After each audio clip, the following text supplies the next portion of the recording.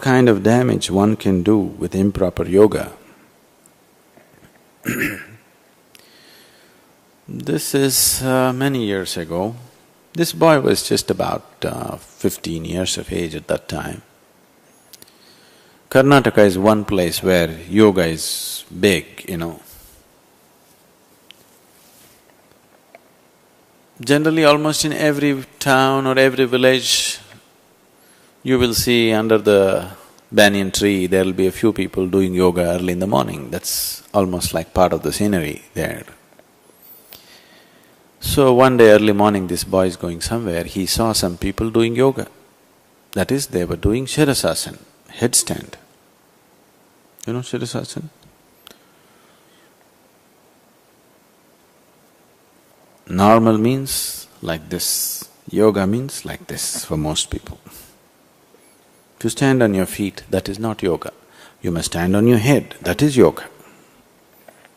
So he saw people doing yoga, he liked it. Young boy, agile. So he came home and he stood on his head. 15-20 minutes he's able to stand on his head. He's staying there and calling everybody and asking them to see how wonderfully he can stand on his head without any training or any help. He did this just for about 2 to 3 weeks, and then he started getting bouts of anger. He'll be just fine. Once in 2 or 3 weeks, he will get into a huge uncontrollable bout of anger, lasting just about 15-20 minutes. At this time, he will do anything. In one of these situations, he actually took a stick and hit his mother on her head. She had a skull fracture. So after this incident, they started tying up the boy. They said he's dangerous. In a small town, they didn't know what to do, so they tie up the boy and keep him in one room. A 15-year-old boy who's perfectly normal otherwise, if you tie him up and keep all the things that he goes through, and this started happening more and more often.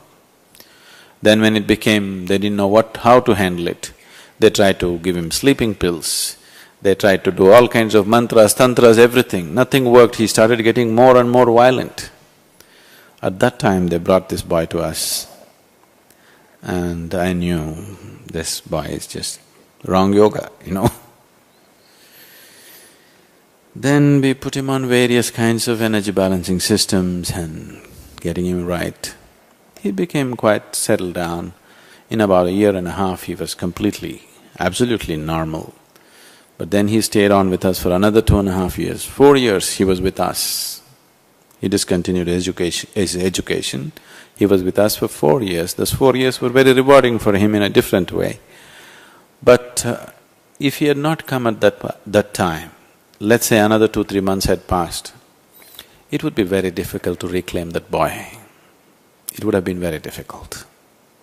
I have seen any number of people like this, simply by doing improper yoga. So is yoga dangerous? Yoga is not dangerous. On this planet, I don't know if you come from elsewhere, I don't know. On this planet, stupidity has always been dangerous. Always. And still is. You need to understand this.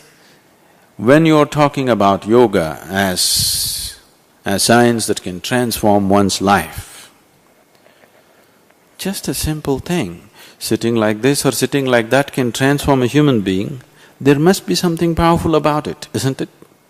If you mishandle it, it could cause immense damage to a person. It's just like electricity. It has no discretion. You can't think of life without electricity right now, isn't it? It's so useful. And you fell in love with it and you went and stuck your little finger in there, and you know what happens. So, I am not trying to make it difficult. It's my wish too that yoga really reaches everybody in the world, because it has to. But if people want to take it, they must show some dedication to it. They must show some willingness to spend the necessary time on it, rather than just doing quick yoga. And not only that, they're so frivolous, they want to modify it. For thousands of years, people who come from within, who know the system absolutely well, those people have formulated some things. Upstarts who do not know one thing from the other are modifying it. Today there is power yoga, aquatic yoga, skydiving yoga, what not. This is just, irresponsible, that's all. Absolutely irresponsible. The way it's happening here, the yoga in United States is absolutely irresponsible. See, this 5-day session, see, there are a few teachers, ask them how many years of training they've gone through. 4 years of non-stop grinding training. And out of this, if 100 people go through, only our average has just been about 20 to 23 people have been passing. We're trying to improve that percentage, it's just not getting there. Only 20 to 23% actually pass and become teachers. Others, we put them into administrative work and some other work. After training for 4 years. Is this just to make it difficult? No, there is a lot more to it. There is a lot more to it than just what's on the surface.